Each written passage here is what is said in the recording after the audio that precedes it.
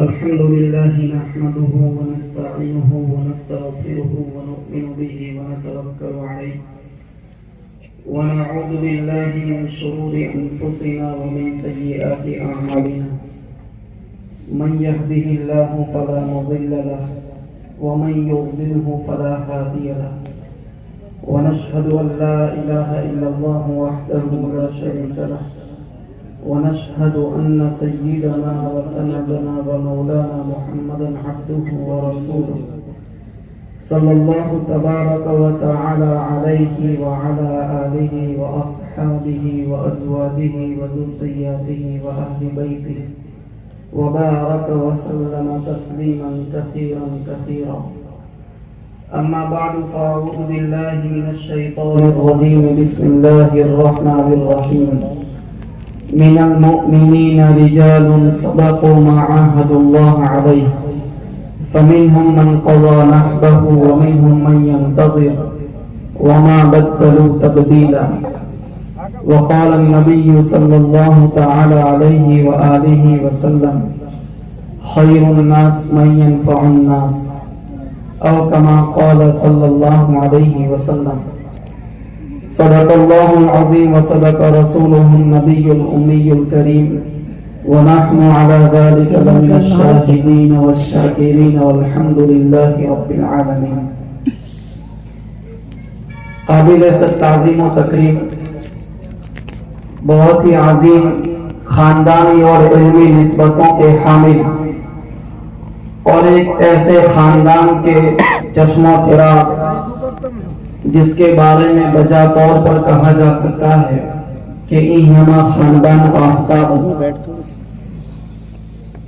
ہم سب کے مربی اور ہمارے اس بزم کے مہمان خصوصی اس جلسے کے صدر عالی قدر حضرت مولانا مفتی محمد عارف صاحب دامت برکاتہم العالیہ، اسٹیج پر رونق افروز موقع پر علماء کرام، میرے معزز دینی اسلامی بھائیوں اور میرے طالب علم بھائیوں، اللہ تبارک و تعالیٰ کا شکر و احسان ہے کہ اس وقت ہم سب لوگ ایک ایسے دینی تقریب میں جمع ہیں جو قرآن کریم کے ساتھ اپنی نسبت رکھتی ہے، جو علم دین کے ساتھ اپنی نسبت رکھتی ہے. میرے بزرگوں، یہ جو خطہ میوات ہے، اس سرزمین کو اللہ تبارک و تعالیٰ نے یہ خصوصیت عطا فرمائی کہ 20ویں صدی کے اس دور میں، جس دور میں مسلمانوں کے اندر اعمال کے لحاظ سے، اخلاق کے لحاظ سے، ایمانی اسپرٹ کے لحاظ سے ایک عمومی کمزوری پھیلی ہوئی تھی اور مسلسل بگاڑ کی طرف، اور اس سے آگے بڑھ کے کہا جائے تو ایک طرح کی ہلاکت کی طرف یہ پورا سماج اور اسلامی معاشرہ بڑھ رہا تھا. ایک ایسے موقع پر ایک بندہ خدا اپنے دل کی طرف لیے ہوئے کھڑا ہوتا ہے، اٹھتا ہے اور ایک ایسا انقلاب اٹھا دیتا ہے جس کی گونج دنیا کے دوسرے کونے میں سنائی دیتی ہے. اس ہستی کو ہم سب حضرت جی مولانا محمد الیاس صاحب رحمت اللہ علیہ کے نام سے جانتے ہیں. اس وقت حضرت جی رحمت اللہ علیہ کے اس مشن میں جو لوگ سب سے پہلے آپ کے دست و بازو بن کر کھڑے ہوئے، جنہوں نے اس مشکل گھڑی میں حضرت جی رحمت اللہ علیہ کا ساتھ دیا اور آپ کے کاندھے کے ساتھ کاندھا ملا کر کھڑے ہوئے، اس وقت حضرت جی کو کام کرنے والے جن افراد کی ضرورت تھی جس مین پاور کی ضرورت تھی اس خطے نے جماعتوں کی جماعت حضرت کے قدموں پر نثار کر دی. انہیں ملک کے جس کونے میں بھیجا گیا اس کونے میں وہ چلے گئے. جس دیہات کھیرے کے اندر انہیں اتار دیا گیا وہ اتر گئے اور اس کے ذریعے سے جو ایک عظیم انقلاب پیدا ہوا, مسلمانوں کے عقیدے کی حفاظت ہوئی, ایمان کی ایک باد بہاری چلی, ایمانی لہر دوڑی اور لوگوں کا رجوع مسجد کی طرف ہوا. جو روزے سے محروم تھے وہ روزے دار بن گئے, بیت اللہ کو حاجی ملے, مدرسوں کو طلبہ ملے اور تقریباً ہر شعبے کے اندر ایک بہت بڑا پریورتن اور انقلاب دیکھنے کو ملا. ہم کہہ سکتے ہیں کہ حضرت رحمت اللہ علیہ کو اٹھائے ہوئے اس انقلاب میں اور اس عظیم انقلاب میں اس بستی کے لوگوں کا خون شامل رہا ہے. اس لحاظ سے یہ خطہ اور یہ علاقہ اپنے آپ پر فخر کرنا چاہے, اس کو اپنی بڑی سعادت جتا کر سب کے سامنے بیان کرے تو وہ اس کا مستحق اور ادھیکاری ہے. میرے بزرگوں, بات یہ ہے کہ تاریخ کبھی کبھی قوموں کو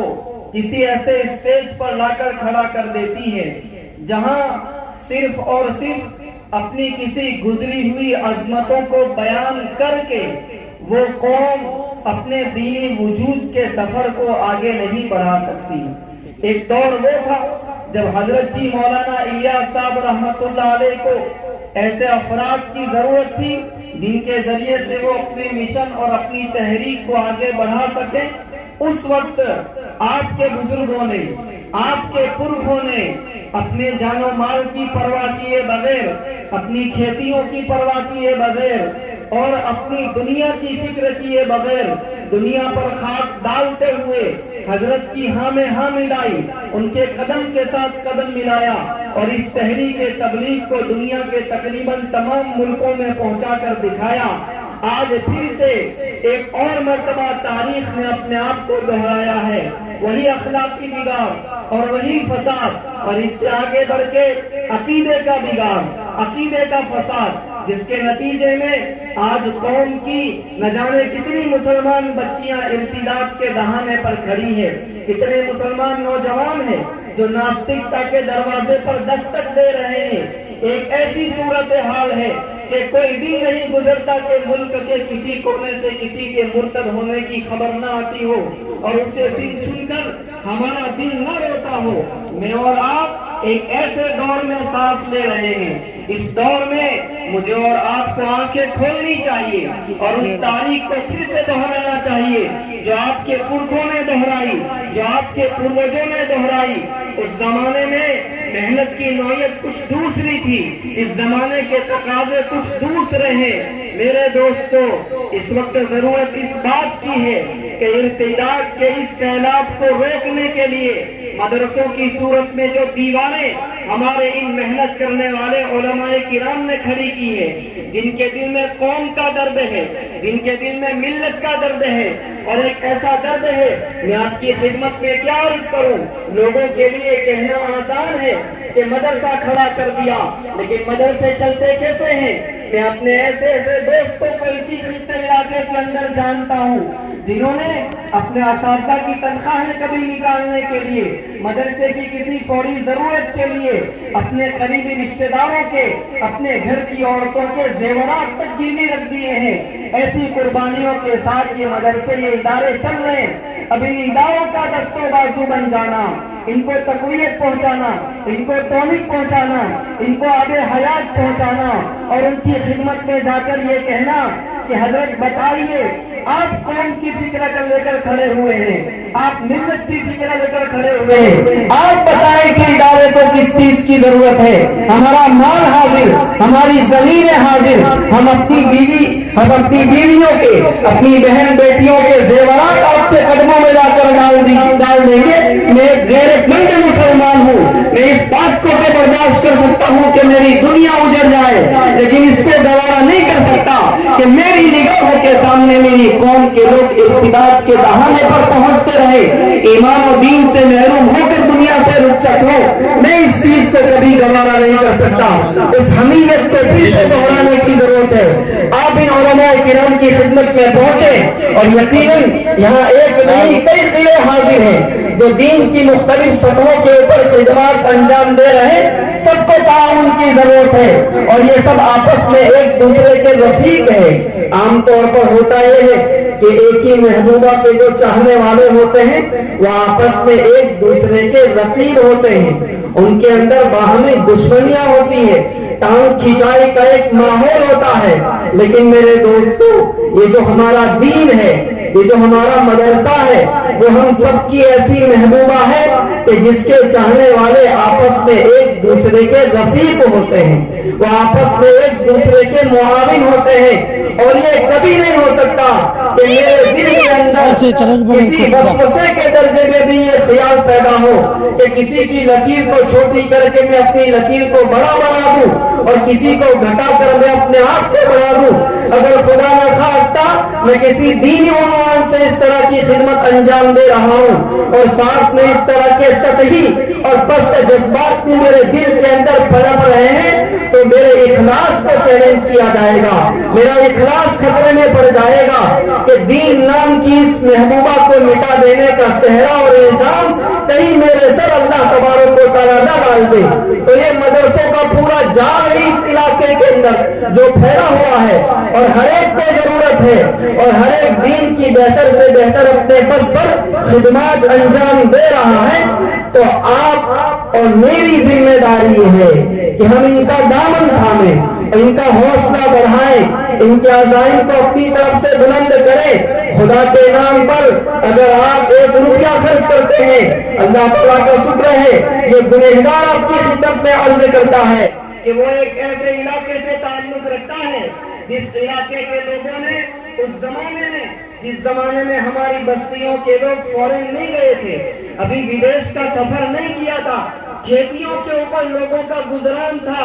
اس دور کے اندر ہمارے پرکھوں نے, ہمارے باپ دادوں نے اپنی زمینیں مسجدوں میں وقف کی, مدارس میں وقف کی. آج بھی آپ خطہ گجرات میں خاص طور پر ہمارے علاقے کا سفر کریں, آپ محسوس کریں گے کسی مسجد ٹرسٹ کے پاس 100 بیگھہ زمین ہے, کسی مسجد ٹرسٹ کے پاس 150 بیگھہ زمین ہے, کسی مسجد ٹرسٹ کے پاس 200 ایکڑ زمین ہے. آپ کو ہمارے علاقے کی کوئی مسجد وقف شدہ زمینوں سے خالی نہیں ملے گی. اور یہ اس زمانے میں جب کہ لوگوں کا گزران کھیتیوں کے اوپر تھا, کمپنیاں نہیں تھی, فیکٹریاں نہیں تھی, لوگوں نے ابھی فورن کا سفر نہیں کیا تھا, لیکن خدا کی روزی کے وعدوں پر یقین کرتے ہوئے انہوں نے اپنی زمینوں کو, زمین کی پیداواروں کو اداروں کے حوالے کیا, اپنے خون پسینے کا روپیہ اداروں کے حوالے کیا. اللہ تبارک و تعالیٰ نے انہیں چمکایا, پوری دنیا میں چمکایا اور اس شان سے چمکایا کہ جو کچھ انہوں نے خدا کے نام پر خرچ کیا تھا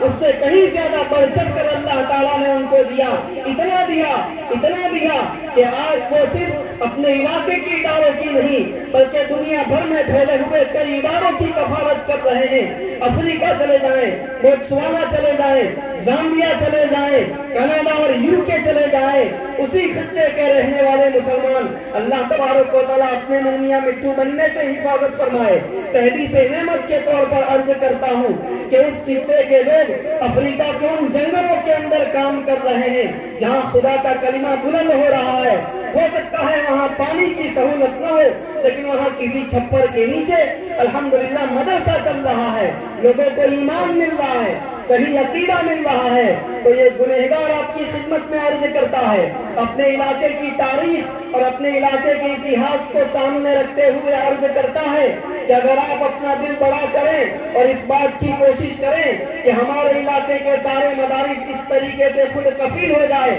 کہ ان کی ساری ضرورتیں خود ہمارے خطے سے پوری ہو جائیں, ہمارے علاقے سے پوری ہو جائیں. 100 طلبہ 150 طلبہ پر مشتمل کسی ادارے کو اپنی کفالت میں لینا اور اسی خطے کے لیے ان کی ذمہ داریاں اٹھانا میرے خیال سے زیادہ مشکل نہیں ہے. بس ضرورت ہے تو آپ کے حوصلے کی ضرورت ہے, آپ کی ہمت کی ضرورت ہے. میرے بزرگوں, شیطان آدمی کو فقر سے ڈراتا ہے. میں آپ کی خدمت میں عرض کروں, صبح ہوتی ہے بخاری شریف کی روایت, ایک فرشتہ 2 فرشتے آفتاب کے ساتھ ظاہر ہوتے ہیں. ایک کہتا ہے اللہم آت منفقا خلفا، اے اللہ خرچ کرنے والے کو اس کا بدلہ عطا کر، اور دوسرا کہتا ہے اللہم آت ممسکا تلفا، اے اللہ روک کر رکھنے والے کے مال کو ضائع کر، اس کو تلف اور برباد کر. اب فیصلہ مجھے اور آپ کو کرنا ہے کہ ہمیں اداروں پر خرچ کر کے ان کی زندگی بڑھانی ہے، اپنے مال کی برکت بڑھانی ہے، یا پھر صحت کر بچا کر رکھنا ہے، روک کر رکھنا ہے، زکات سے رک جانا ہے، جس کے نتیجے میں قرآن کریم اس کی سزا بیان کرتے ہوئے کہتا ہے والذین یکنزون الذهب والفضة ولا ينفقونها في سبيل الله فبشرهم بعذاب أليم. جو لوگ سونے چاندی کو یعنی قابل زکات مال کو روک کر رکھتے ہیں، خرچ نہیں کرتے، اس میں غریبوں کا حق نہیں دیتے، نادار طلبا کا حق نہیں دیتے، اداروں کا جو اس سے جو حق بنتا ہے وہ اگر نہیں دیتے، ولا ينفقونها في سبيل الله فبشرهم بعذاب أليم، ان کو دردناک عذاب کی خوشخبری سنا دو. وہ کیسا عذاب ہوگا؟ یوم یحمى عليها في نار جہنم، جس دن ان کے مال کو جہنم کی آگ میں تپایا جائے گا. فتقوى بها جباههم، پھر اس کے ذریعے سے ان کی پیشانی کو داغا جائے گا، ان کے پہلو کو داغا جائے گا، وظهورهم، اور ان کی پشتوں کو داغا جائے گا. سوال پیدا ہوتا ہے کہ پیشانی، پہلو اور پشت کو داغنے سے کیا مطلب، اور آخر انہی چیزوں کو کیوں داغا جا رہا ہے؟ اس کی وجہ ہے کہ جب کوئی مانگنے والا، جب کوئی چندے والا، جب کسی مدرسے کی نسبت سے کوئی سفیر میرے پاس آتا تھا تو سب سے پہلے بل میری پیشانی پر پڑتا تھا. اللہ تعالیٰ فرمائیں گے کہ آج اس کی اس پیشانی کو داغو جس پر بل پڑتا تھا. میں اور زیادہ ناراض ہوتا تھا، اس کو اپنا پہلو دکھاتا تھا، اللہ تعالیٰ کہیں گے آج اس کے پہلو کو داغو. میں اور زیادہ ناراض ہوتا تھا، اپنی پشت دکھا کر گھر میں چلا جاتا تھا. اللہ تعالیٰ فرمائیں گے کہ میرے بندے مال میرا دیا ہوا تھا، میں چاہتا تو تجھے مانگنے والوں کی صف میں کھڑا کر سکتا تھا اور اسے دینے والوں کی لائن میں کھڑا کر سکتا تھا. میرے دیے ہوئے مال میں تم نے بخل سے کام لیا، فظہورہم، آج اس کی پیٹھ کو داغو. ھذا ما کنزتم لانفسکم، کہا جائے گا یہ ہے تمہارا مال جو تو جمع کر کے رکھتا تھا. فذوقوا ما کنتم تکنزون، تو لے آج اپنے جمع کرنے کا مزہ چکھ. اس لیے اگر اللہ تعالیٰ نے مال دیا ہے اسے دل کھول کر اس کی راہ میں لٹائیں، اداروں پر لٹائیں، اور ہر کام کو اپنا کام سمجھ کے لٹائیں. دین اپنی مجموعی شکل میں اس وقت تک باقی نہیں رہ سکتا جب تک کہ اس کے سارے شعبوں کے ساتھ انصاف نہ کیا جائے. کسی بڑے اجتماع کے اندر ایک بڑے بزرگ سے ایک صاحب نے اچانک بیچ میں اٹھ کر پوچھ لیا کہ حضرت آپ بتائیں کہ دعوت و تبلیغ زیادہ افضل ہے کہ مدرسہ زیادہ افضل ہے، اور خانقاہ والے کہتے ہیں تو کیا خانقاہ زیادہ افضل ہے؟ حضرت نے کہا کہ میں تمہارے سوال کا جواب تو کیا دوں، میں تمہیں ایک کہانی سناتا ہوں. اور پھر کہا کہ ایک بادشاہ تھا جس کی ایک شہزادی تھی، وہ بیمار ہو گئی، اور ایسی بیمار اس شہزادی کو اس کے نکاح کرانے تھے. بادشاہ نے اعلان کیا کہ جو میری شہزادی کے لیے اینٹک چیز، یونیک چیز، ایک ایسی چیز جو عام طور پر دنیا میں نہ ملتی ہو، ایسی چیز اگر کوئی شخص تلاش کر کے لائے گا تو اس کی شادی میری شہزادی کے ساتھ کرائی جائے گی.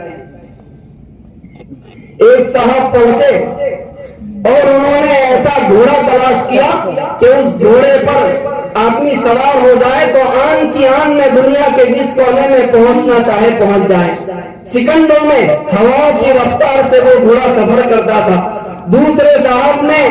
ایک ایسا آئینہ تلاش کیا کہ اس آئینے میں دیکھ کر دنیا کے جس منظر کو دیکھنا چاہے آدمی دیکھ سکے. اور تیسرے صاحب نے آب حیات تلاش کیا. آب حیات اس پانی کو کہا جاتا ہے جس کے بارے میں یہ کہا جاتا ہے کہ اگر کوئی شخص اس کو پی لے تو اسے کبھی موت نہ آئے. اتفاقاً تینوں کی ملاقات ہو گئی. تینوں کہنے لگے کہ بھائی پتہ نہیں کس کا تحفہ بادشاہ کو زیادہ پسند آتا ہے. جانے سے پہلے ان لوگوں نے کہا کہ شہزادی کا حال تو دیکھ لو وہ کس پوزیشن میں ہے. تو اس نے اپنا آئینہ نکالا، آئینے میں دیکھا کہ شہزادی تو موت کے بستر پر ہے، ایسی بیمار ہے کہ سارے ڈاکٹر اس کے علاج سے ہاتھ اٹھا چکے ہیں اور اب گئی تب گئی کا مرحلہ ہے، تو وہ جس نے گھوڑا ایجاد کیا تھا اس نے کہا چلو جلدی سے میرے گھوڑے پر سوار ہو جاؤ۔ تینوں سوار ہو کر سکنڈوں کے اندر شہزادی کے پاس پہنچے۔ جس نے آب حیات تلاش کیا تھا اس نے اپنا آب حیات شہزادی کو پلا دیا، اس کی جان بچ گئی۔ اب سوال یہ پیدا ہوا کہ شہزادی کی شادی کس کے ساتھ کرائی جائے؟ اگر آئینے والا نہ دیکھتا تو شہزادی کا حال کیسے معلوم ہوتا؟ گھوڑا اور آب حیات اپنی جگہ دھرے کے دھرے رہ جاتے، اور اگر حال معلوم بھی ہو جاتا لیکن اتنے دور کا سفر فوری طے نہیں ہو سکتا تھا جب تک کہ گھوڑا مہیا نہ ہو، اور اگر گھوڑا مہیا کر کے پہنچ بھی جائے تو جب تک آب حیات نہ ہو شہزادی کی جان کیسے بچائی جا سکتی تھی؟ اس بزرگ نے کہا کہ دین کے جتنے شعبے ہیں ان سب کی مثال اسی طریقے سے ہے کہ کسی ایک چیز کے ذریعے سے دین کا مکمل بقا نہیں ہو سکتا،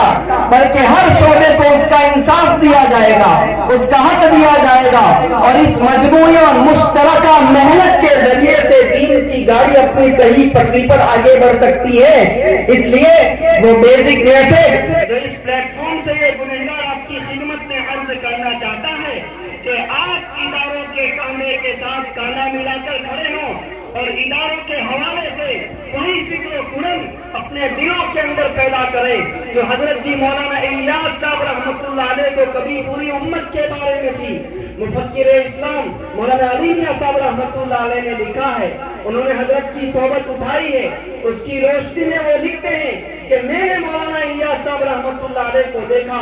دین کے حوالے سے ان کے ذہن و دماغ پر، ان کے دل پر جو فکر سوال رہتی تھی، جو قرآن تاری رہتی تھی، حضرت کہتے تھے کہ اگر کسی شخص کو جنت کی ساری نعمتیں نگاہوں کے سامنے دکھا دی جائیں اور یہ کہا جائے کہ اگر اس کار دعوت کو کرو گے، دین کی خدمت و محنت کرو گے تو اس جنت کے مستحق ہو جاؤ گے، مولانا علی میاں صاحب فرماتے ہیں کہ اس بات پر قسم کھائی جا سکتی ہے کہ وہ جنت کی نعمتوں کو دیکھنے کے بعد بھی اتنا نہیں کر سکے گا جتنا مولانا الیاس صاحب رحمۃ اللہ علیہ جنت کو دیکھے بغیر کر رہے ہیں۔ آپ لوگ اس عظیم ہستی کی فکر کے وارث، یہ نازک دور آپ لوگوں سے تقاضا کرتا ہے کہ ان نازک حالات میں آپ کس حد تک دین کی بیساکھیاں بن کر کھڑے ہو جاتے ہیں۔ میرے دوستو، اللہ تبارک و تعالی ہم سب کو اس کی توفیق عطا فرمائے۔ یقیناً میں نے حضرت والا دامت برکاتہم العالیہ کی حاضری میں، ان کی تشریف آوری اور ان کی موجودگی میں ضرورت سے زیادہ گفتگو کر لی، جو کسی گستاخی سے کم نہیں ہے، لیکن ایک دل کا درد ہے جو اس عاجز میں اپنے ساتھ بانٹنے کی کوشش کی ہے، جس کا مرکزی پیغام یہ ہے کہ اپنے اداروں کو اپنے ہی خطے اور علاقے کے ذریعے سے خود کفیل کرنے کی کوشش کریں۔ اس پر آپ 1 روپیہ خرچ کریں گے، اللہ کی ذات بڑی غیرت والی ہے، وہ ذات کسی کا مال اپنے اوپر قرض نہیں رکھتی، جتنا آپ خرچ کریں گے اس سے کئی گنا بڑھا چڑھا کر وہ آپ کو اسی دنیا میں دے گا، اور اس سے آگے چل کر قیامت میں موت کے بعد اس کا جو اجر عظیم دیا جائے گا وہ ہمارے تصور سے باہر ہے۔ میں اس ادارے کے بانی اور ناظم جناب قاری رئیس صاحب دامت برکاتہم العالیہ کو اس کامیاب پروگرام پر جو بلکہ اثر سے بھی پہلے سے لے کر اب تک ہم سن رہے تھے، مبارکباد پیش کرتا ہوں۔ یقیناً اس پروگرام میں اساتذہ کرام نے بچوں کے اوپر جو محنتیں کی ہیں وہ محنتیں جھلک رہی تھی، محسوس ہو رہا تھا کہ ایسے ہیرے ہیں جن کو بڑے سلیقے اور کرینے سے تراش کر سامعین کے سامنے لایا جا رہا ہے۔ آپ سب کا تعاون حاصل رہا تو یہ ادارہ اسی طریقے سے اس کارخانے کے اندر انسان ڈھال کر قوم کے سامنے پیش کرتا رہے گا، اور وہی جیالے پھر آئندہ چل کر امتداد کے سیلاب پر ایک بند بن کر کھڑے ہو جائیں گے۔ اللہ تبارک و تعالیٰ ادارے کو قبول فرمائے، اس کے منتظمین کو قبول فرمائے، اس کو محبت کی نگاہ سے دیکھنے والوں کو قبول فرمائے۔ انہی چند گزارشات کے ساتھ میں اپنی گفتگو ختم کرتا ہوں۔ وآخر دعوانا الحمد للہ رب العالمین۔